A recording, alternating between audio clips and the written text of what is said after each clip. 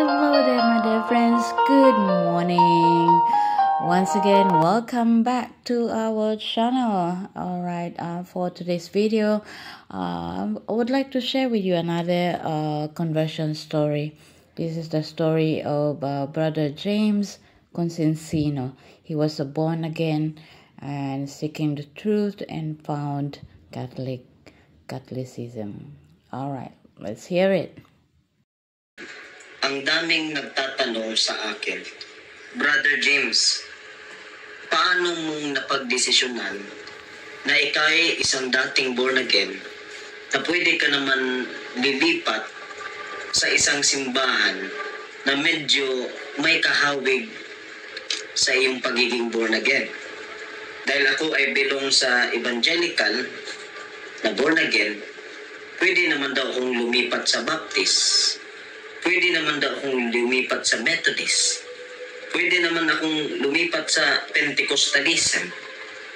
Bakit sa dami-dami ng mga relihiyon, sa dami-dami ng mga simbahan, bakit ang simbahang Katoliko ang pinili mo? Kaya mga kapatid, isi-share ko sa inyo ang tatlong mga dahilan kung bakit sa lahat ng mga simbahan, ang simbahang Katoliko ang pinili kong yakapin. Abangan niyo po. Maraming mga nagtataka na mga kasamahan ko, James, pwede kang lumipat ng simbahan, bakit Katoliko pa ang pinili mo? Na alam naman natin kung gaano kagrabe ang turo ng simbahang Katoliko. Kasi ako po, bilang isang hindi Katoliko, lumaking hindi Katoliko, ako po ay talagang tinuruan at lumaki ako na ang paniniwala ko na ang simbahang Katoliko ay isang paganong simbahan, isang paganong relihiyon. Kasi yan ang kinagisnan ko. Whether you like it or not, kayong mga nasa ibang sekta, nasasabihin nyo hindi kayo nang aatake ng Katoliko, huwag nyo akong sabihin ng ganyan. Kasi tinuruan tayo, simula sa ating nung maliit pa tayo, hanggang tayo lumaki, tinuturuan tayo ng simbahang Katoliko ay ang isang simbahan na pagano. Kaya ang daming nagtaas ng kinay ng mga kasamaan ko sa born again, paanong nangyari na sa kung ano pa yung simbahan na tinuro sa aming may problema at saka pagano, yun pa talaga ang pinili kong lipatan. Ano ba ang rason ko mga kapatid kung bakit ang simbahang Katoliko ang siyang pinili ko? Alam ko na marami akong rason kung bakit ang simbahang Katoliko ang pinili ko. Pero dito lang ako mag-stick sa tatlong mabibigat na rason kung bakit ang simbahang Katoliko ang pinili ko. Una, ito ay tayo ng ating Panginoong Jesucristo.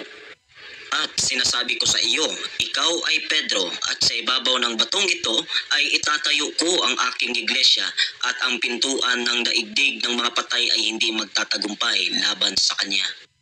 So malinaw mga kapatid, that Christ established only one church. At nung ako pa'y dating nasa born again, napag-isip po ako na talaga ang ating Panginoong Yesus ay may itinayong isang simbahan. Kaya meron na akong question mark kung aling simbahan ang itinayo ng ating Panginoong Yesus. Mahirap naman din na i-deny ko ang katotohanan that Christ established only one church, pero hindi ko naman alam kung anong simbahan ang kanyang itinayo. O hindi ko naman hahanapin kung anong simbahan. Kaya, there was a question mark sa aking isipan. Kung alin ba ang iglesia na itinayo ng ating Panginoong Hesus.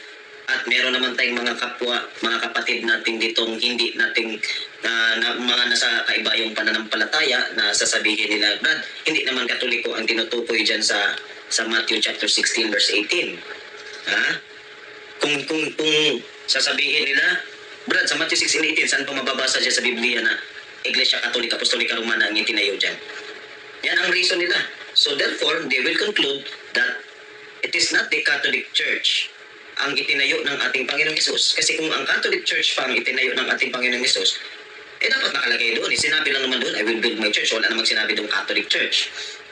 So ngayon, granting without admitting na hindi ang Iglesia Katolika, Apostolika Romana ang tinutukoy doon sa Matthew 16:18.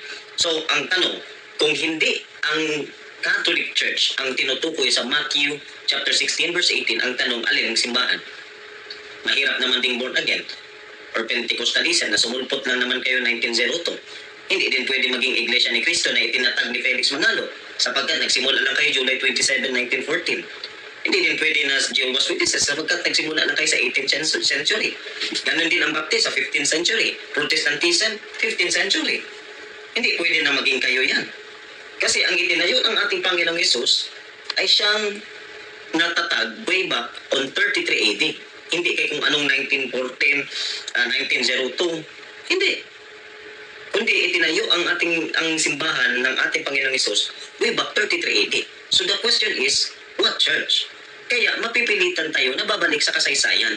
Yan ang dahilan kung bakit maraming mga protestante ang ayaw na ayaw sa kasaysayan dahil mapipilitan sila na titingnan ang katotohanan, ang historical facts that Christ established the Catholic Church. And the Catholic Church already exists way back 2,000 years ago.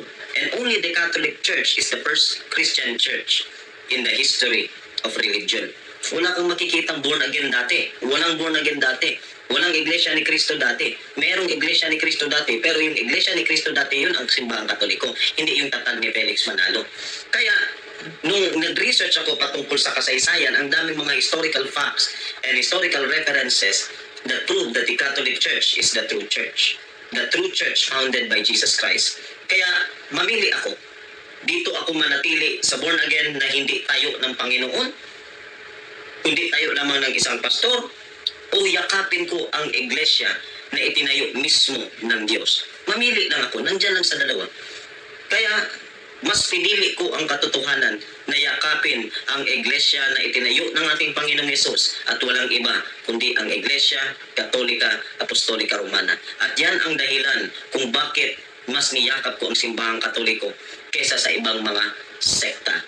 Pangalawang rason kung bakit po ako ay yumakap sa simbahang Katoliko dahil po sa tinatawag nating apostolic succession. Dito din natin makikita mga kapatid na ang iglesia na itinayo ng ating Panginoong Yesus ay may koneksyon sa mga apostoles. Gaya ng mababasa natin sa mga taga-Epeso, Kabanata 2, talatang 20. Tulad ng isang gusali, kayo'y itinayo sa pundasyong inilagay ng mga apostol at mga propeta na ang batong panulukan ay si Kristo Jesus. So dyan mga kapatid, nakikita natin na ang iglesia na itinayo ng ating Panginoong Yesus ay may koneksyon pagdating sa mga apostoles sapagkat sinabi ng ating Panginoong Yesus ng ating apostol Pablo sa mga taga-Epeso na tayo po ay itinayo sa tinatawag na pundasyon na inilagay ng mga apostol.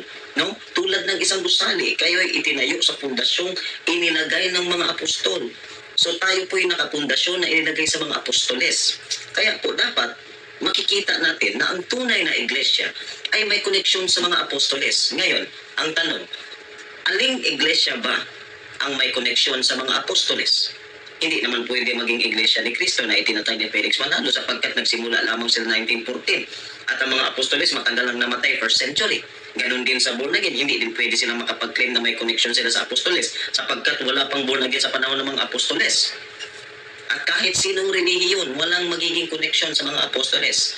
Kasi kung titignan natin ang historical background ng mga protestante, lahat sila ay mapupunta sa kanilang ama. Sino yung kanilang ama?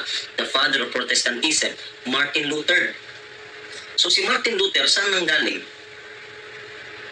Bago siya nagprotesta, bago siya nagrebelde sa simbang Katoliko, saan siya galing? Nanggaling siya sa simbang Katoliko sapagkat siya po isang paring Katoliko na tumiwalag sa simbahang Katoliko. So therefore, nung tumiwalag si Martin Luther sa simbahan na Katoliko, doon na nagkakasanga-sanga yung tinatawag na mga sekta. Kaya po, kung titignan natin, ititrace natin ang history ng Protestantism, lahat po sila mapupunta kay Martin Luther. At si Martin Luther nanggaling sa Katoliko. Like for example, ang born again nanggaling kay Martin Luther. Si Martin Luther nanggaling sa Katoliko. So lahat sila ay sanga ng simbahang Katoliko. Pero ang tanong, ang simbahang Katoliko, may connection ba talaga sa mga apostoles? Walang ibang may koneksyon sa apostoles, kundi ang simbahang katoliko lamang. Alam niyo bakit? Dahil sa ating mga Santo Papa. Simula kay Pope Francis, kung titignan natin paatras ang kasaysayan, walang putol na koneksyon sa mga Santo Papa. The 266 Pope. Ang unang Santo Papa, si San Pedro, pangalawa si St. Dinos, hanggang kay St. Clement, so on and so forth, hanggang papunta kay Pope Francis. Walang pagkakaputol. So only the Catholic Church has the connection to the apostles. Because Christ established His church, given the authority to Saint Peter, and Saint Peter, which is the first pope, nung namatay siya, nagkaroon siya ng succession. Kaya nga sinabi dito sa Ephesians chapter 2 verse 20, kayo ay itinayo at inilagay ang inyong pundasyon sa mga apostoles ng mga apostoles. So dito nyo makikita na ang simbahan ay dapat may connection sa mga apostoles. At walang simbahan ang may connection sa apostoles, kundi ang ating simbahang katoliko lamang. Dahil ang mga born again o kung anong mga sekta yan, wala silang connection sa mga apostoles. May connection sila kay Martin Luther. At si Martin Luther, may connection sa simbahang katoliko. So lahat sila, sangalang pa rin ng simbahang katoliko. Kaya kung ako pa sa inyo, tanggapin nyo ng katotohanan na kayo ay tayo lamang ng tao at kayo ay nanggaling lamang kay Martin Luther. At ako din bilang ako isang dating protestante, tinanggap ko katotohanan na ang simbahang katoliko ay tayo ng Diyos at may koneksyon sa mga apostoles. Yan po ang pangalawang rason ko kung bakit po niyakap ang simbahang katoliko. Sapagkat ang simbahang katoliko ay una, tayo ng Diyos. Pangalawa, tayo ng itinayo dyan sa mga apostoles at may koneksyon sa mga apostoles. At ito ang pinaka-mabigat kong rason kung bakit ko niyakap ang simbahang katoliko. Dahil sa pangatlong rason ko po. At ano ito? Ang Holy Eucharist. Kaya kung babasahin natin ang Biblia sa John chapter 6 verse 51. Ako nga ang tinapay na nagbibigay buhay na bumaba mula sa langit. Mabubuhay magpakailanman ang sino mang kumain ng tinapay na ito, at ang tinapay ay ang aking katawan na ibibigay ko upang mabuhay ang sangkatauhan. Nung ako pa ay isang protestante, meron po kaming communion. At yung communion namin ay every once a month, every first Sunday of a month. At ang pinagkakaiba lang sa ating mga Katoliko at sa Protestante communion, dahil sa lahat ng simbahan na pinasukan ko, ang simbahang Katoliko lamang ang naniniwala na ang tinapay na kinonsekrate ng isang pare ay isang totoong laman at dugo ng ating Panginoong Hesus. Dahil sa amin po sa born again, hindi po kami naniniwala na yan talaga ay tunay na laman at tunay na dugo. Kundi para sa amin, simbolismo lang lamang yan. No? Simbolism lamang yan ng kanyang katawan at ng kanyang dugo. Pero sa ating mga Katoliko, hindi ito simbolism ng katawan. Hindi ito simbolism ng dugo. Ito ay ang tunay. Ito mismo ang tunay na laman at tunay na dugo ng ating Panginoong Hesus. Kaya nga sinabi dito, ako nga ang tinapay na nagbibigay buhay na bumaba mula sa langit. Mabubuhay magpakailanman ang sino mang kumain ng tinapay na ito. At ang tinapay ay ang aking katawan na ibibigay ko upang mabuhay ang sangkatauhan. Sinabi niya, yung tinapay pala ay ang kanyang katawan. At walang ganyan sa Protestante. Sa Protestante, simbolismo ng kanyang katawan. Sa simbahang Katoliko, ito mismo ang katawan ng ating Panginoong Hesus. Dahil sinabi niya, at ang tinapay na ito ay ang aking katawan. Wala namang siyang sinabi, at ang tinapay na ito ay ang simbolismo ng aking katawan. Wala. Sinabi niya, ito ang aking katawan. Kaya nga po, kapag nag-communion tayo, lalo na kapag sa kamay natin tinatanggap, pag may mga maliit-liit pa na mga particles doon, mga puti-puti, kainin niyo pa rin yun, sapagkat katawan pa rin yun ng ating Panginoong Hesus. Ang problema ng iba, kapag tinatanggap din ang communion, may mga maliit-liit pa, pinapagpagpagpag. Naku, katawan niya ng ating Panginoong Hesus, tapos pinapagpagpagpag nyo. Dinesecrate nyo ang kanyang katawan. Mahirap yung ganun. So dapat kapag may nakita tayo, kung maaari, dinidilaan natin yan. Kung much better pa talaga kung kapag sa tingin nyo ayaw nyo madesecrate, tanggapin nyo na lang by tongue. No, sa dila nyo na lang ididiretso kaysa idalaan nyo pa sa kamay nyo. May mga maliliit-liit pa dyan na matitira. So dyan mga kapatid, ito ang pangatlong rason ko kung bakit ko niyakap ang simbahang Katoliko. Sapagkat ang simbahang Katoliko lamang ang may tinatawag na Holy Eucharist, na kung saan ang simbahang Katoliko ay kaya niyang gawing tunay na laman, tunay na dugo ang tinapay sapagkat ang ating Panginoong Hesus ang siyang nagbigay ng authority sa kanyang simbahan na itinayo na kung saan kaya itong gawing tunay na laman, tunay na dugo ang isang tinapay. Only the Catholic Church. At ang hinahanap ko mga kapatid ay yung tinatawag na magkaroon ng buhay na walang hanggan. Kaya nga sinabi dito sa Juan sa 51, anong sinabi dito? Ang sino mang kumain ng tinapay na ito ay mabubuhay magpakailanman. Saan ba yung tinapay na katawan mismo ng ating Panginoong Hesus? Nasa Protestante ba? Wala. Nasa simbahang Katoliko. So in conclusion, the Catholic Church has the eternal life. It is because it is the Catholic Church na meron tayong tinatawag na katawan ng ating Panginoong Hesus na siyang magbibigay ng tinatawag na buhay na walang hanggan. Only in the Catholic Church. That is the beauty of the Catholic Church. Kaya nasa isip ko, mamili ako. Dito ba ako sa simbahan na simbolo lang ng katawan o dito mismo ako sa simbahan na mismo ito ang katawan? Mamili kayo. Doon kayo sa kumbaga, doon ba kayo sa tinatawag na clone? O doon kayo sa original? Doon talaga kayo sa original. Bakit pa kayo maghanap ng simbolismo ng isang bagay na meron namang original? So, ganun din ang aking mindset pagdating sa katawan ni Kristo. Bakit ako manatili sa simbahan na simbolo lang ang katawan ni Kristo? Meron namang simbahan na tunay mismo itong katawan ng ating Panginoong Hesukristo.